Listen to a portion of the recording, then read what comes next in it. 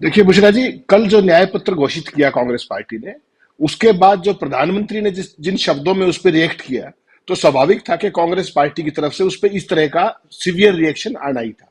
और उसकी झलक आज आपको जयपुर में दिखाई दी फर्स्ट हाफ में, और थोड़ी देर में अभी तेलंगाना में वही सब राहुल गांधी वहां पर भी लॉन्च करने जा रहे हैं इसको।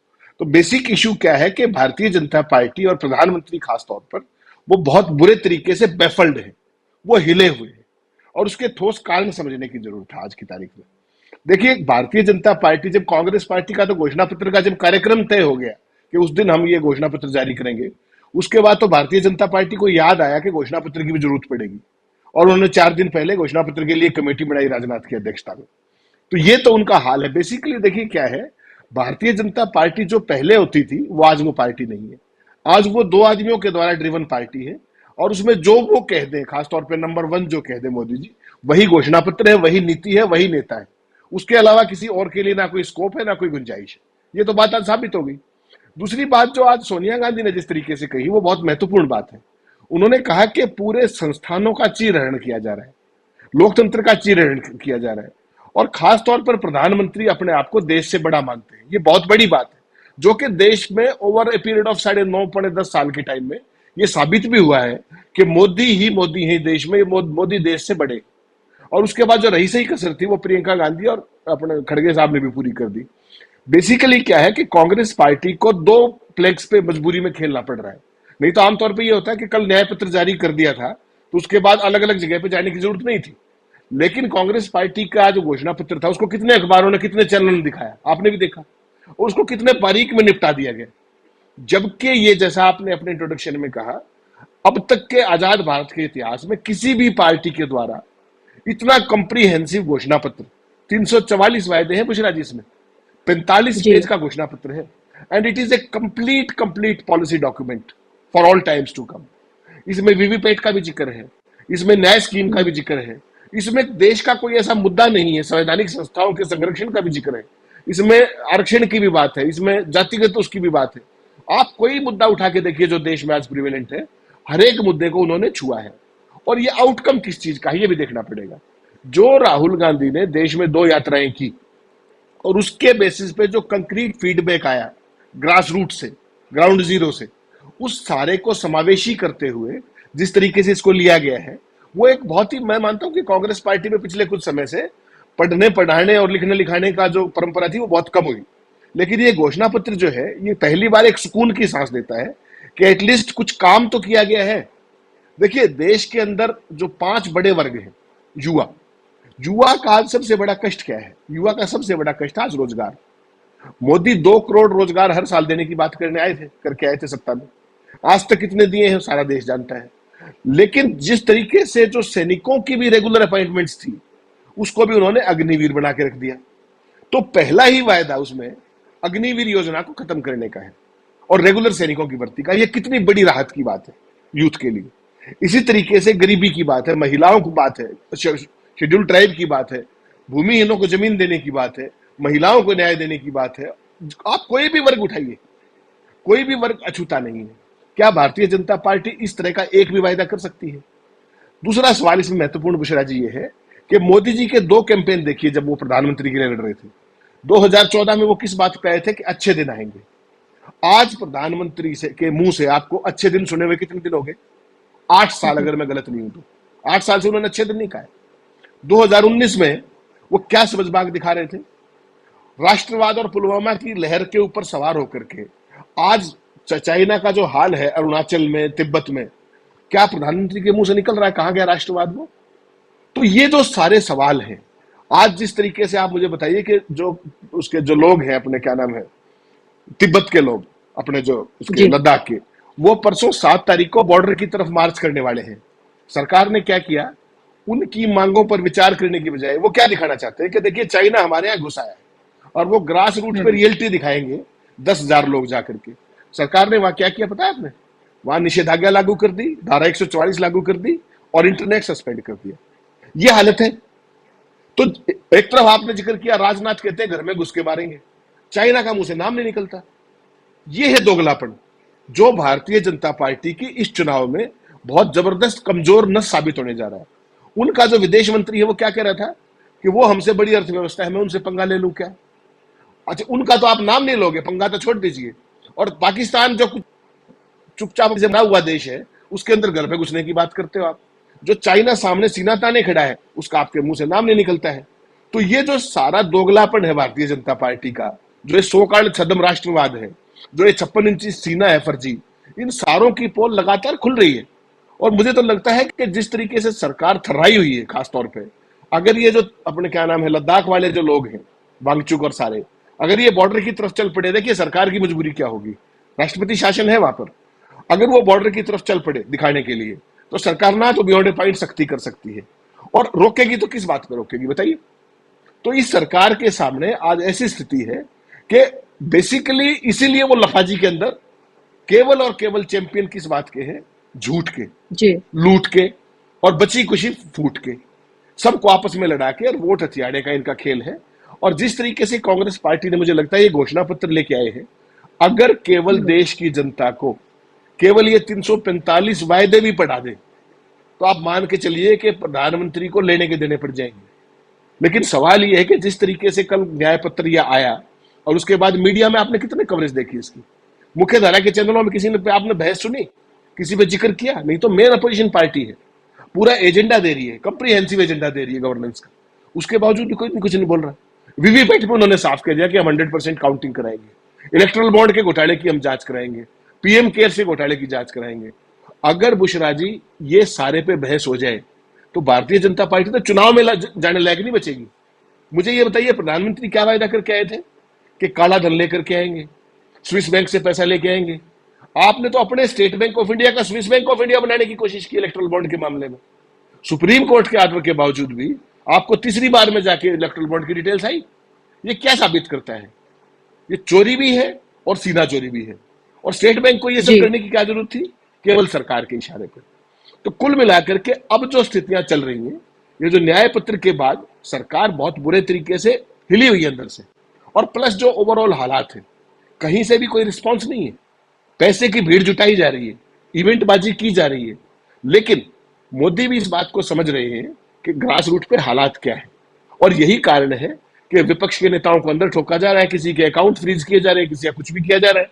लेकिन बीजेपी आज की तारीख में अपना नैरेटिव लूज करती हुई दिखाई दे रही है, जैसा कि अब तक का फीडबैक है। जी हेमंत जी, अगर प्रधानमंत्री सहारनपुर की अपनी उस रैली में जो उन्होंने बातें कही, वो तो एक अलग ही है, वही रेट्रिक है उनका, वही तमाम तरह की वो बातें करते हैं, उसी तरह के वो जुमले होते हैं, कोई ठोस बात वो वहां करते हुए नजर नहीं आते हैं, और सिर्फ मोदी मोदी मोदी करते हुए नजर आते हैं। और अभी जो उन्होंने ये कहा कि कांग्रेस के घोषणा पत्र में मुस्लिम लीग की छाप है, और जो बचा हुआ है उस पर वामपंथ जो है वो हावी होता हुआ नजर आ रहा है। क्या आपको लग रहा है ये क्या हताशा, ये बौखलाहट नहीं दिखाता है बीजेपी की? अगर आप वहां पर एक तरफ वो 5 न्याय और 25 गारंटीज की बात कर रहे हैं, आप अगर वाकई में आप राजनीति करना चाहते हैं तो आप उसकी काट लेकर आइए।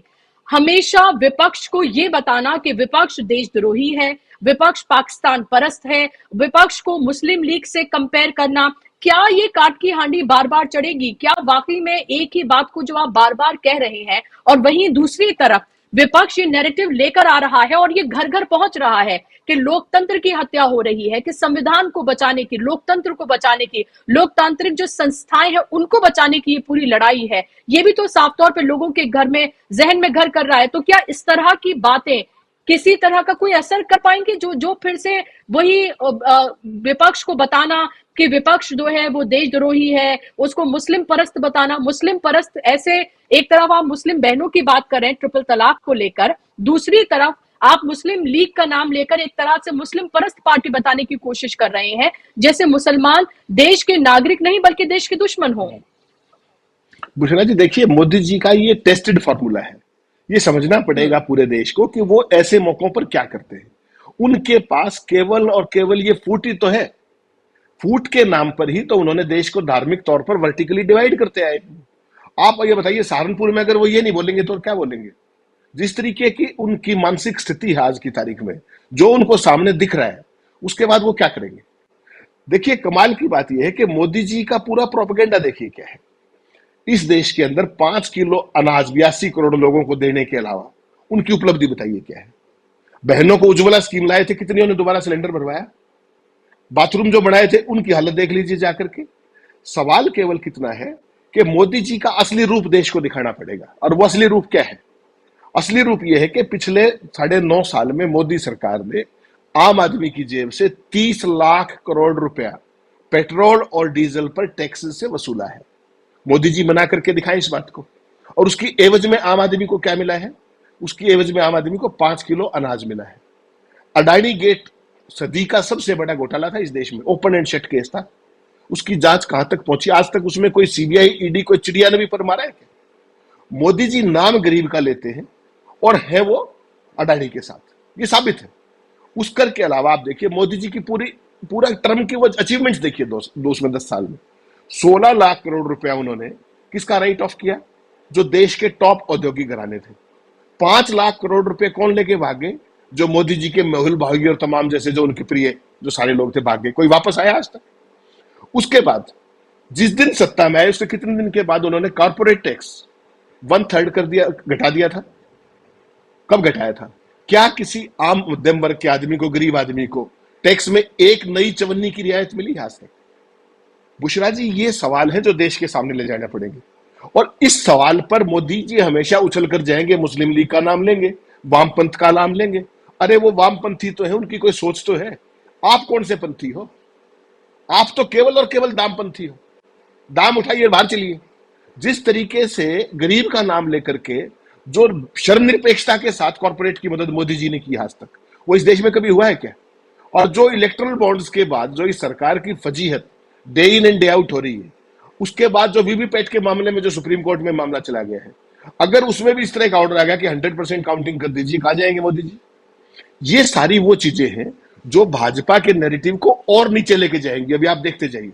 और मुझे तो चिंता इस बात की है कि चुनाव होने से पहले कोई इस तरह की घटना देश में ना हो जाए, अनहोनी, जिसका मुझे आशंका है कि चुनाव के लिए किसी भी स्तर तक जा सकते हैं। तो पूरे देश को उस बात से सजग रहना पड़ेगा कि देश पहले है। इस बात को बहुत गंभीरता से सोचने की जरूरत है। जिस तरीके से आपको ध्यान होगा पिछले बार जब चुनाव हुआ 2019 में, एकदम कहां से पुलवामा क्या हुआ था, उसकी जांच आज तक कहां पहुंची, उसमें क्या हुआ, नोबडी नोस। तो पूरे देश के लोगों को सजग रहना होगा, इनके पूरे खेल को समझना पड़ेगा और उसी के हिसाब से केवल मेरिट्स पे करें, वोटिंग करें मेरिट्स पे। आप किसको वोट करें ये आपका अधिकार है, लेकिन गुण दोष के आधार पर जो रिटोरिक चाहे इनका हो चाहे किसी और का हो, रिटोरिक शुड बी रिजेक्टेड। और केवल जो देश का जो भविष्य है, भविष्योन्मुखी जिसका भी अपने क्या नाम है कार्यक्रम है, गवर्नेंस है, उसके हिसाब से देश के लोगों को वोट करना चाहिए।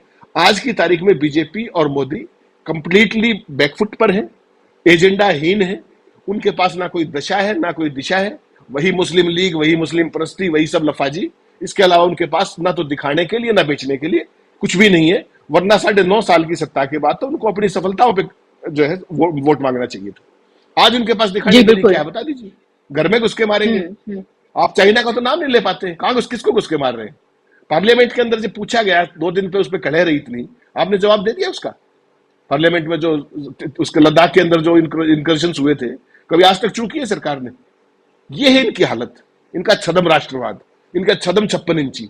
हकीकत में चाइना का नाम लेने से डरते हैं ये, और इनके विदेश मंत्री ने ये साबित कर दिया। अगर कोई, आप सोचिए, वो बात अगर राहुल गांधी ने की होती तो बीजेपी उनका क्या हाल करती? जब उनके विदेश मंत्री ने क्या कहा कि हमसे बड़ी अर्थव्यवस्था है वो, तो फिर सेना क्यों रखी है आपने? सेना मत रखिए आप। ये हालत है इस सरकार की।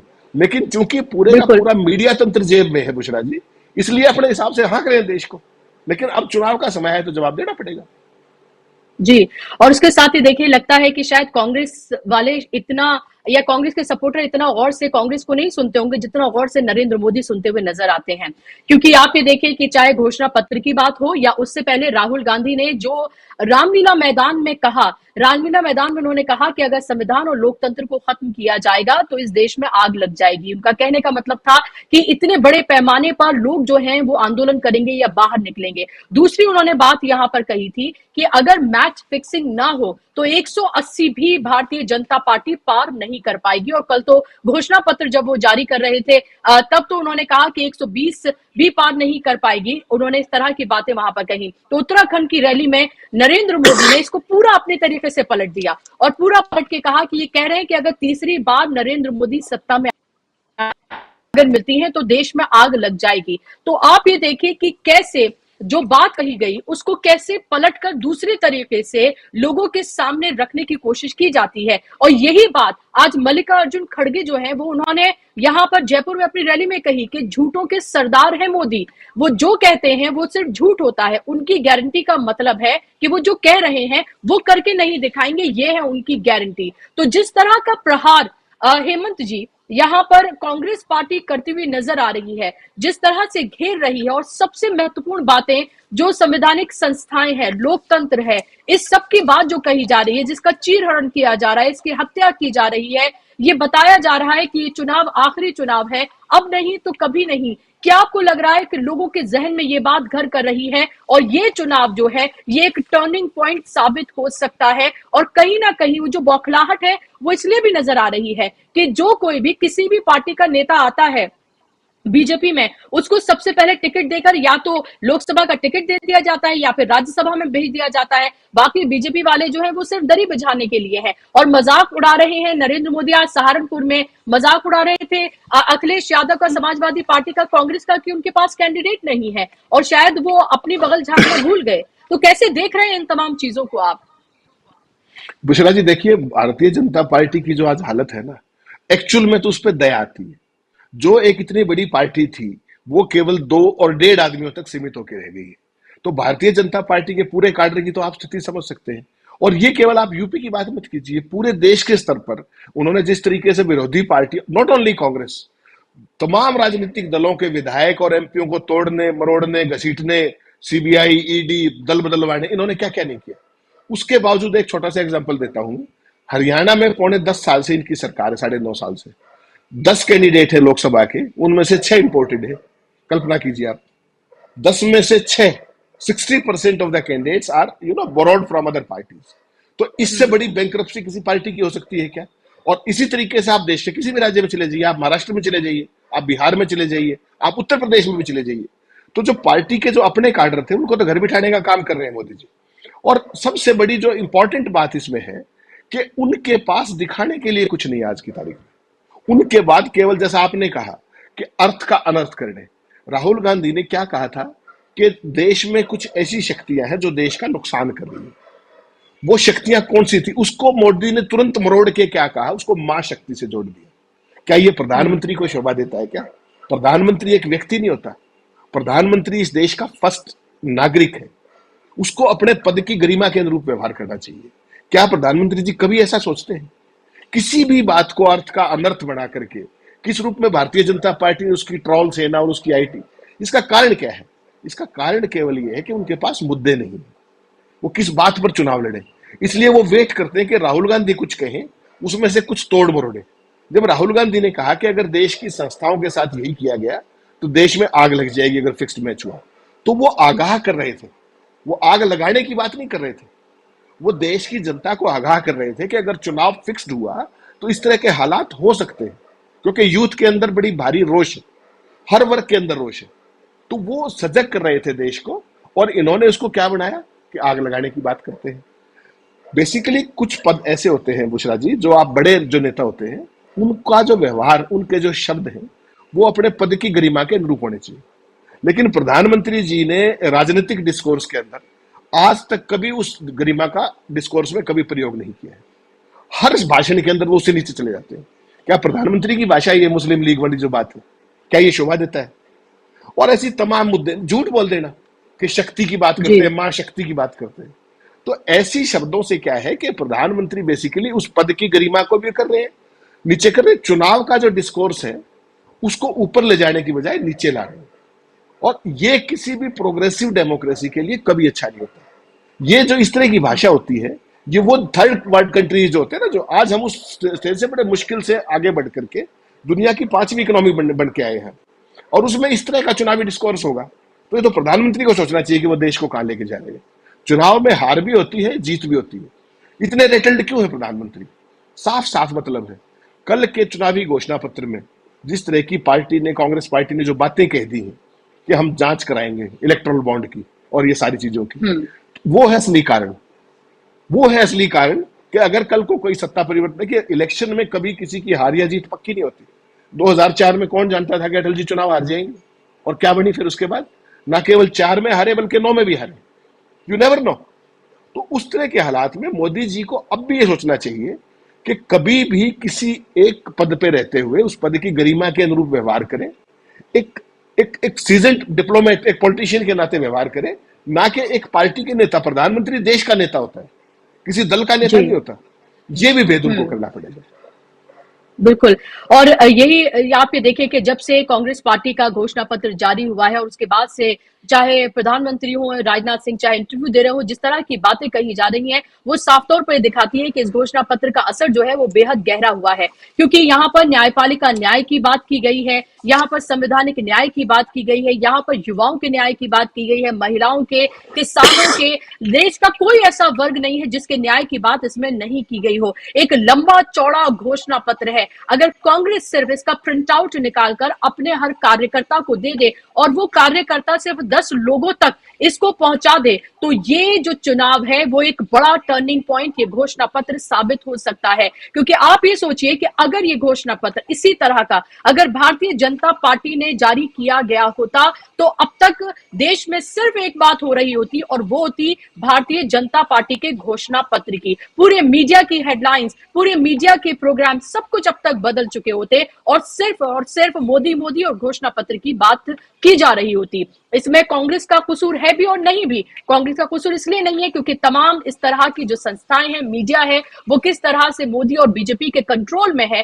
कि वो चाहकर भी इसमें कुछ नहीं कर सकते हैं। और यही वजह है कि उनको अलग अलग माध्यमों का सहारा लेना पड़ रहा है अपनी बातों को पहुंचाने के लिए। लेकिन ये चुनाव, हेमंत जी, ये चुनाव कांग्रेस वर्सेस बीजेपी, इंडिया गठबंधन वर्सेस बीजेपी नहीं, बल्कि लग रहा है पीपल्स वर्सेस बीजेपी होता हुआ नजर आ रहा है। एक तरह की जो खामोशी है, एक तरह का जो एक अंडर करंट है, शायद इसको मोदी जी भाप नहीं पा रहे हैं। आप ये फर्क देखिए, 2014 की जब हम बात करें तो वहां पर जाहिर सी बात है 10 साल की एंटी इनकम्बेंसी थी कांग्रेस पार्टी की, एक आंदोलन था, उसका सहारा लिया गया, वो आंदोलन, उस पर बहुत सारे सवाल उठते रहे हैं और उठते रहेंगे। और उसके बाद कांग्रेस ने सत्ता गंवा दी। 2019 में बालाकोट से लेकर और तमाम तरह की चीजों को भुनाया गया और शायद लोगों ने सोचा हो कि एक बार फिर से वो वोट दे दें। लेकिन अभी आप ये देखिए, एक संगठित, एक पूरी तरीके से संगठित जो है वो एक विपक्ष है, इंडिया गठबंधन है, जो देश की 60% से ज्यादा आबादी को टैकल करता है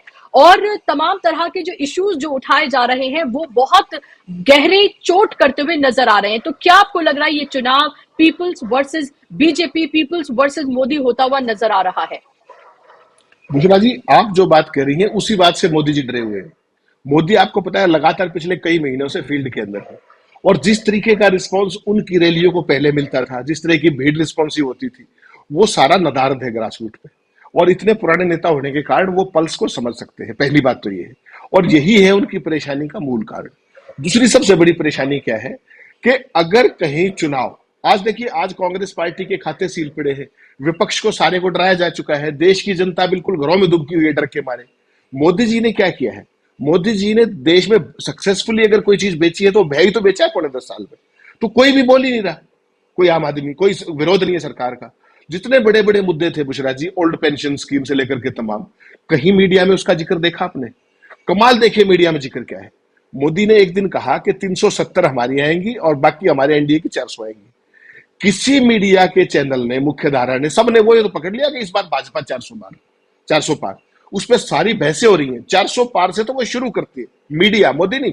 मोदी पिछले 10 दिन से 400 पार नहीं कह रहे, मीडिया भी लगा हुआ है। इसका मतलब समझिए आप क्या है। मीडिया ने कभी आज तक किसी चैनल पे आपने ये सवाल पूछा कि बीजेपी कितनी सीटों पर चुनाव लड़ रही है? 443 सीटों पर चुनाव लड़ रही है पूरे देश में। उसमें से 85 सीटों पर उसकी मौजूदगी भी नहीं है, जिसमें अपने तमिलनाडु भी है, जिसमें केरला भी है, जिसमें साउथ की और भी स्टेट्स है। फिर 370 कैसे आएंगी? इतना मूल सवाल भी नहीं पूछा गया। बाकी अगर 100% स्ट्राइक रेट भी रख दें आप, तब भी 370 कहां से होगी, जरा बता देंगे? किसी मीडिया के चैनल ने, कॉमन सेंस के जरिए भी किसी अखबार ने आज तक ये सवाल पूछा आपने कहीं देखा? केवल और केवल एक बात में लगे हुए कि मोदी 370 पार। तो क्या ये लोकतंत्र है? ये तो प्री डिटरमाइंड चुनाव का प्रचार कर रहे हैं बीजेपी के आरोप के तौर पर सारे के सारे चैनल, सारे के सारा मेन स्ट्रीम मीडिया। ये बहुत बड़ी शर्म और दुर्भाग्य की बात है कि आप तथ्यों पर यहां तक भी नहीं जाते हैं कि बीजेपी ऑन इट्स ओन कितनी सीटों पर चुनाव लड़ रही है। 443। उनमें से केरल की कितनी सीटें हैं, तमिलनाडु की कितनी सीटें हैं जहां पर बीजेपी की मौजूदगी नहीं है, आंध्रा की कितनी सीटें हैं, तमाम ऐसे राज्य हैं, उनका कहीं कोई जिक्र नहीं। केवल 370 पार और 400 पार, और यही मीडिया का नैरेटिव है। फिर चैनलों जी के ऊपर जाकर के प्रायोजित इवेंट्स के अंदर भाग लेना, ये साबित करता है कि भारतीय जनता पार्टी को अगर कोई खौफ है तो वो यही है कि लोगों की पल्स वो ठीक मायने से समझ नहीं पा रहे, वो रिस्पॉन्स उनको नहीं मिल रहा। और उनको ये पता है कि इस देश की जनता जब साइलेंट होती है तो उसका जो मूड होता है उसको भांप पाना असंभव है। और वो अगर जनता वर्सेस बीजेपी का चुनाव हो गया तो आप 380 पार और 370 पार तो छोड़िए, मुझे लगता है 200 के लाने पड़ जाएंगे जो आज के हालात है। और इसीलिए खतरा ये है कि आने वाले दिनों में कुछ ऐसा, जैसे पिछली बार जो हुआ था जिस तरीके की चीजें, कोई वो चीज ना हो जाए। इससे सजग रहने की जी। और प्रोपेगेंडा मूवीज के जरिए जो है वो भी आप ये देखें कि देश को किस तरह से भ्रमित करने की, सब करने की कोशिश की जा रही है। और हालत तो ये है हेमंत जी की केरला स्टोरी जो है, जिसके जरिए एक एक समाज के प्रति नफरत फैलाने की कोशिश जो है वो की गई और केरला को एक नेगेटिव लाइट में जो है वो दिखाया गया, उसको दूरदर्शन पर टेलीकास्ट अब किया जाएगा, जिसको लेकर बहुत सारे ऐतराज जो हैं वो जताए गए हैं। तो अभी भी आप ये देखिए, आपके पास मुद्दे नहीं है, आप जनता को अगले, आप ख्वाब तो दिखा रहे हैं 2047 के, लेकिन उस 2047 का खाका क्या है ये आप देश के सामने पेश नहीं कर पा रहे हैं। देश के सामने सिर्फ आप अपना चेहरा लेकर जा रहे हैं, सिर्फ मोदी की बात करते हैं, सिर्फ मोनोलॉग करते हैं और गारंटी की बात करते हैं। वो गारंटी जो 10 साल लोगों ने देखी, जो सिर्फ जुमले साबित हुए हैं। यही वजह है कि इस चुनाव में वो जो जील नजर आती है, वो बिल्कुल हम चुनाव के मुहाने पर खड़े हुए हैं। 19 तारीख को पहले चरण का चुनाव होने जा रहा है, जहां विपक्ष जो है अपनी धारदार बातों से सरकार को घेर रहा है, लोगों के बीच मुद्दों को लेकर जा रहा है। तो वही नरेंद्र मोदी और भारतीय जनता पार्टी के पास अपने वही घिसे पिटे मुद्दे हैं। काट की हांडी बार बार नहीं चढ़ती है, आप एक बार दो बार लोगों को बेवकूफ बना सकते हैं, लेकिन आप कितनी बार लोगों को वही सेम धर्म की अफीम चढ़ाएंगे, वही आप सांप्रदायिक मुद्दों और ध्रुवीकरण के तहत आप लोगों का वोट ठगेंगे। हो सकता है कुछ लोग अभी भी आपके भ्रम में आ जाए, लेकिन देश का एक बड़ा हिस्सा अभी भी इस पूरे के पूरे जो आप भ्रम फैला रहे हैं उसका हिस्सा नहीं है। 2019 में भी देखा, जब हेमंत जी, जब बड़ी लहर थी 2019 में, तब भी आप ये देखिए 37-38% ही वोट मिले थे। तो अब तो 10 साल की एंटी इनकम्बेंसी है और देने के लिए मोदी के पास कुछ नहीं। 370 खत्म कर दी, जिसके बाद वो पूरे देश में करते हैं, जबकि वो सिर्फ जम्मू कश्मीर तक वो लिमिटेड है। आप 3 तलाक की बात करते हैं, वो आपने कर दिया। राम मंदिर जो कि सुप्रीम कोर्ट के ऑर्डर से हुआ, लेकिन आप कहते हैं वो आपने बनवाया, वो भी अब खत्म हो गया। तो अब कोई मुद्दे नहीं है। तो अब बीजेपी के जो नेता हैं वो अलग अलग सभाओं में जाकर ये कह रहे हैं कि 400 वोट आप इसलिए दीजिए, 400 सीटें आप इसलिए दीजिए क्योंकि संविधान में कुछ जरूरी बदलाव करने हैं। बदलाव नहीं, संविधान को बदलना है। तो क्या ये इतनी बड़ी बातें अगर किसी और नेता ने कर दी होती तो पता नहीं क्या हो जाता। क्या किस तरफ बढ़ता हुआ अभी आप इस चुनाव को देख रहे हैं? बुशरा जी, देखिए, डेमोक्रेसी का मतलब होता है कि दो दलों के बीच में, हमारे यहाँ बहुदलीय प्रणाली है तो बहुत सारे दलों के बीच में चुनाव। यहाँ पर मोदी जी और भारतीय जनता पार्टी जिस तरीके का चुनाव लड़ रहे हैं वो तो डेमोक्रेटिक प्रोसेस ही नहीं लगता ना। वो तो एक व्यक्ति, मैं, मेरा और मैंने, मैं ही मोदी, मेरी ही गारंटी, मेरा ही सब कुछ, मैंने ही सब कुछ किया, मेरे आने से पहले देश गुलाम था, 2014 में ही देश आजाद हुआ, इस तरीके का एक नैरेटिव बनाया जा रहा है। तो ये डेमोक्रेसी की भाषा नहीं है, पहली बात तो ये है। और जिस बात का खतरा, आप सारा देश ये कह रहा है लगातार पिछले कुछ दिन से कि देश के अंदर तानाशाही आ रही है, देश के अंदर फासिज्म आ रहा है, तो ये फासिज्म का सबसे बड़ा उदाहरण है कि भारतीय जनता पार्टी किसी एक व्यक्ति की जेबी पार्टी है या एक पूरा संगठन है। उस व्यक्ति के सामने किसी की ना तो बोलने की हिम्मत, ना कोई सवाल उठाने की हिम्मत, और केवल मैं और मैं। तो ये तो डेमोक्रेटिक डिस्कोर्स ही नहीं। राजनीति के अंदर सिद्धांतों पर चुनाव लड़े जाते हैं, नीतियों पर चुनाव लड़े जाते हैं और भविष्य के रोड मैप के ऊपर चुनाव लड़े जाते हैं। यहां ये किस बात पर चुनाव लड़ रहे हैं? अपनी उपलब्धियों पर चुनाव लड़े जाते हैं। मोदी जी किस बात पर चुनाव लड़ रहे हैं? कोई उपलब्धि बताइए आज तक देश को, क्या उपलब्धि है? केवल फर्जीवाड़ा, 56 इंच का सीना, केवल ये। एक्चुअल में कंक्रीट डिलीवरी क्या है? क्या कोई बताएगा बीजेपी की तरफ से, या सिर्फ लफाजी करते रहेंगे? और लोग ये कहते हैं कि फासिज्म आ जाएगा। मैं कह रहा हूं फासिज्म आ चुका है आपके दरवाजे पर, ये समझ नहीं आ रहा लोगों को। जब तक आपको समझ में आएगा तब तक तो बीजेपी पूरी की पूरी चंद लोगों की जेब में जा चुकी है। और वो लोग किसकी जेब में है, वो अडानी गेट में सबने देख लिया। आज तक भारतीय संसद के अंदर चीन के मसले पर कितने दिनों से ये चल रहा है, इनकर्जन की बातें, चीन पर कोई 2 मिनट की सार्थक बहस हुई है? अडानी का जिसने पार्लियामेंट में नाम ले दिया उसके साथ क्या गत की गई, चाहे वो महुआ मोत्रिया हो, चाहे राहुल गांधी हो, चाहे संजय सिंह हो, ऐसी क्या चीज है? तो डेमोक्रेसी बची कहां है? ये केवल और केवल कुछ संस्थाएं हैं जो दिख रही हैं आपको। अगर दोबारा सत्ता में आ गए तो जो खड़गे ने कहा, मैं उस बात से आज भी सहमत हूं कि ये चुनाव आखिरी हो जी। सकता है। और लोकतंत्र का मतलब केवल चुनाव नहीं होता बुशरा जी। चुनाव लोकतंत्र का एक बहुत छोटा सा हिस्सा है, बहुत छोटा सा हिस्सा। Election is just a movement in a democracy. बाकी सारी चीजें डेमोक्रेसी की कहां हैं? देश में नागरिक अधिकार कहां है? देश के अंदर पॉलिटिकल डिस्कोर्स कहां पर है? देश के अंदर बोलने की आजादी कहां पर है? देश के अंदर तमाम ऐसी चीजें जो गायब कर दी गई हैं, देश में संवैधानिक संस्थाएं कहां पर है? तो क्या आप हमसे वो सारी चीजें छीनकर केवल चुनाव दे रहे हैं हमें? यही तो नहीं ला रहे हैं कि एक चुनाव इज ओनली ए मूवमेंट, चुनाव इज नॉट डेमोक्रेसी। उसके लिए जो ये कीमती जितनी चीजें मैंने आपको बताई वो सारी छीन करके आपके हाथ में चुनावी झुंझुना थमा दिया गया है। ऐसा चुनाव तो आप हर चौथे साल में देखती हैं, रशिया में भी होता है, उत्तर कोरिया में भी होता है, कहने को चाइना में भी होता है। तो आप तो उसी तरफ जा रहे हो। विपक्षी नेताओं को आपने जेलों में बंद कर दिया, खाते पार्टियों के सील कर दिए।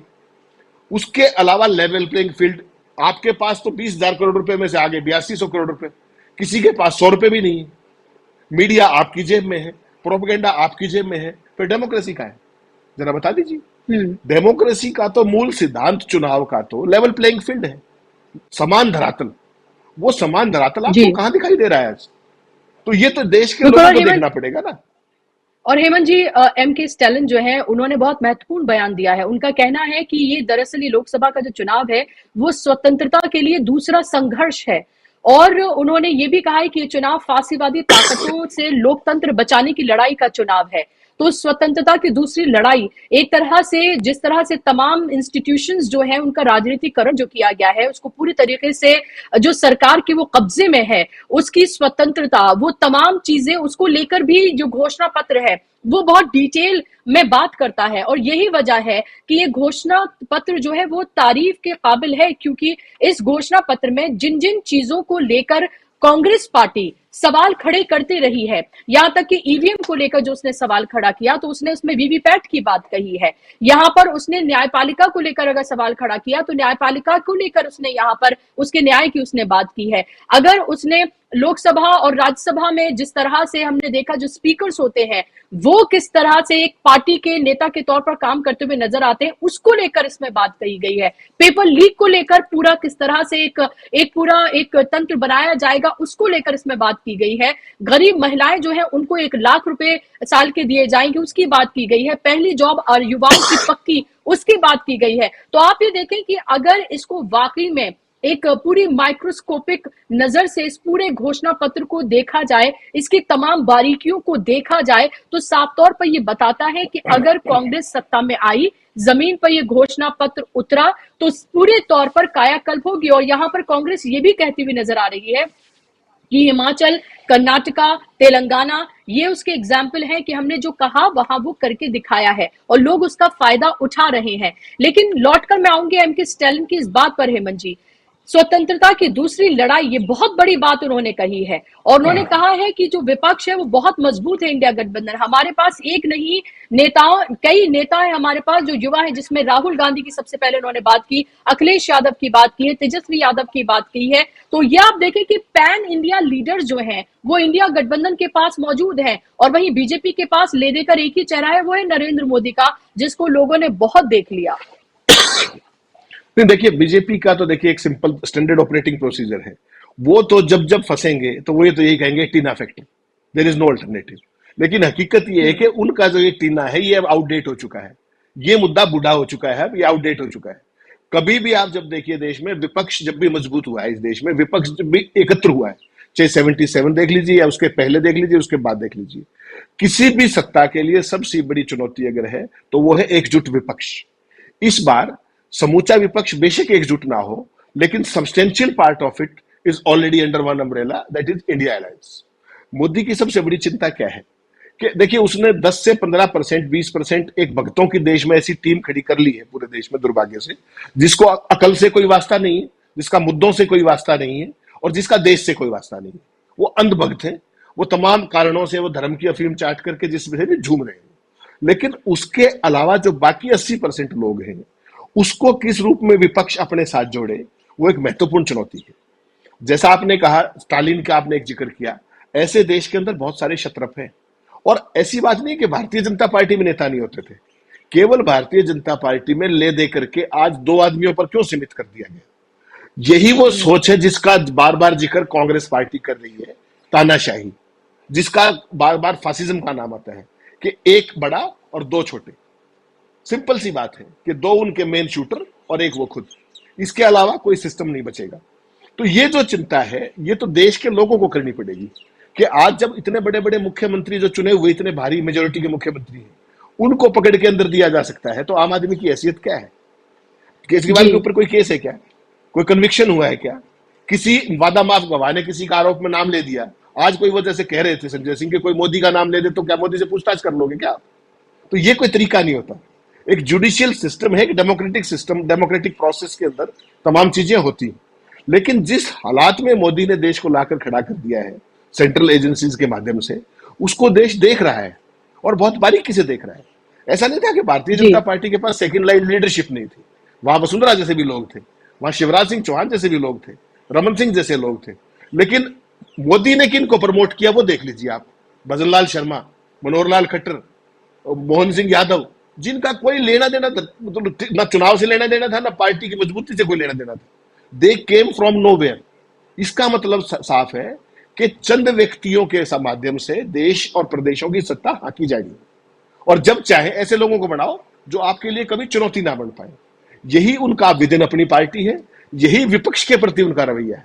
ले दे के आप कभी भी देख लीजिएगा, पूरी भारतीय जनता पार्टी राहुल गांधी के बयानों में से अर्थ का अनर्थ करके और उसको प्ले करने के अलावा उनके पास कोई एजेंडा नहीं। ये देश का सबसे बड़ा दुर्भाग्य है। दुनिया की सबसे बड़ी डेमोक्रेटिक एक्सरसाइज के अंदर क्या आप मुझे बताएंगी कि कितने चैनलों और अखबारों ने मुख्य विपक्षी दल के जो घोषणा पत्र आया उस पर चर्चा भी की, या उसको संपूर्ण पर्सपेक्टिव में लोगों के सामने रखा? नहीं रखा। उसका और जिस दिन बीजेपी का आएगा उस दिन देख लीजिएगा। अभी तो आप घोषणा पत्र की बात ही छोड़िए, प्रधानमंत्री ने एक जुमला उछाला 370 पार और 400 पार। सारे चैनल और मीडिया की टैगलाइन बनी हुई है वो। उस पर कोई ये बहस नहीं कर रहा कि सीट आएंगी कहां से, तुम सीट कितनी पे लड़ रहे हो। तो ये बैंकरप्सी है। और ये जिस डेमोक्रेसी की आप बात करते हैं, ये डेमोक्रेसी नहीं है। आप पहले ही वहां पहुंच चुके हो जिसका डर खड़गे या बाकी लोग बता रहे हैं। भारतीय जनता पार्टी आज वहीं खड़ी हुई है। देश को ये समझने में कितना टाइम लगेगा, बस वही देखा जाना है। बिल्कुल। और जाहिर सी बात है, तमाम उस तरह की बातें कि कैसे विपक्ष के नेताओं को जेल भेजा जा रहा है, कैसे पार्टियों को तोड़ा जा रहा है, कैसे कांग्रेस के नेता जो हैं उनको अपने में सम्मिलित जो है वो किया जा रहा है, उनको टिकट्स दिए जा रहे हैं। कांग्रेस मुक्त की बात कही थी, लेकिन कांग्रेस युक्त होती हुई बीजेपी नजर आ रही है। कांग्रेस मुक्त की बात करते हैं, लेकिन लग रहा है कि विपक्ष मुक्त करके रेस में अकेले खड़े होकर मोदी जी ये चुनाव लड़ना चाहते हैं। वही तमाम गतिविधियां होती हुई नजर आ रही हैं। अभी देखिए, अभी तो चुनाव एक तरह से कह सकते हैं कि खुला है, क्योंकि 19 तारीख को पहले चरण का चुनाव होना है। अभी मोदी जी ने अपनी रैलियां करनी शुरू की है। अभी से ही मुस्लिम लीग और इस सबकी एंट्री हो चुकी है। पाकिस्तान को मैं घुसकर मारेंगे और महिलाओं को, मुस्लिम महिलाओं को ट्रिपल तलाक, और मैंने जो कहा, मैंने जो कसम इस मिट्टी की देश नहीं झुकने दूंगा, ये तमाम बातें वो फिर से वही तमाम चीजें वो कहते हुए करते हुए नजर आ रहे हैं। तो इस सब में तेजी आपको देखने के लिए मिलेगी। यही तमाम बातें फिर से देश के सामने रखी जाएंगी। अब ये जनता को, देश को समझना है कि उनको किस तरफ जाना है, कि जहां एक तरफ एक समावेशी, एक ऐसा घोषणा पत्र है जहां लगभग हर वर्ग का ख्याल रखा गया है, उनकी बात की गई है। और आज तो कांग्रेस ने भी कहा कि हमारे घोषणा पत्र अभी हो गया है, उनका घोषणा पत्र आया नहीं है, देखना है कि उसमें से वो क्या क्या अपने घोषणा पत्र में शामिल करते हैं, क्योंकि कांग्रेस ने कुछ भी छोड़ा नहीं है कि वो कुछ नया लेकर आएंगे। तो ये भी देखना महत्वपूर्ण है। बहुत शुक्रिया हेमंत जी, आपने बहुत तफसील से इस मसले पर बात की, अपना कीमती